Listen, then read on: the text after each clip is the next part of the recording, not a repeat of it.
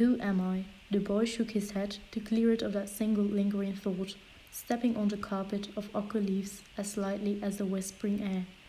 Briefly fingering the feathery tips of tarupai grass, he sniffed the cool autumn air with the slightest hint of a smile. Blood. I smell it in that hollow. He crept forward up the gentle insulin, his copper skin dancing through pools of sunlight, moving with the grace of a hunter. Lowering himself to a crouch, the pungent, earthy odors of the forest rose to meet him, dark soil and scented mulai flowers somewhere close. Your Amma was a Valiai, outsider, you aren't one of us. He blinked away the memory and picked at a sticky cobweb on his cropped black hair, feeling the raised bump of a scar which he received 2 summers ago. With the time, words faded, just as light seeps from the mountains at dusk. The hurt remained, biting harder than the blows of Chosen's heavy arms. Chosen knew how to use the power of words to injure.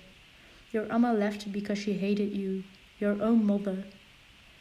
The boy's face was lean, alert, without a cringe of a superstitious peasant from the deep mountains. Rather, his was a face that held nobility, a little hidden to the casual observer, but something a lifetime in an isolated village couldn't quite erase. You're a nobody. The boy felt the reassuring curve of the leather self holding his arrival knife.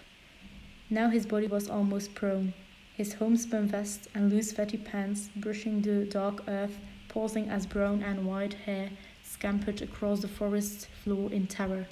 He gripped his bow tighter, forcing his thoughts from the pain inside.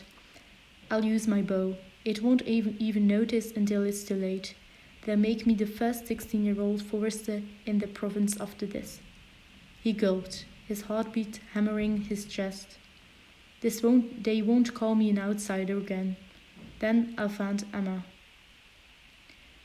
He froze and listened, watching the forest through intense eyes, the color of mahogany wood. Amma loved me, so why did she leave me? Pain churned in his gut. He took a slow breath just as his guru had taught him, his mind calming and the forest leaping into clarity, his senses heightened.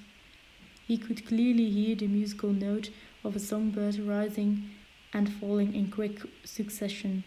Fainter yet, forest leaves spinning through the air and settling on the ground like soft rain. He raised his head above a fallen log, green with moss peering into the gully. The stench was overpowering. Spilled guts and specular smell of lion. The snap of deer ribs breaking echoed down the gully. The boy's head jerked back. You will never be a forester.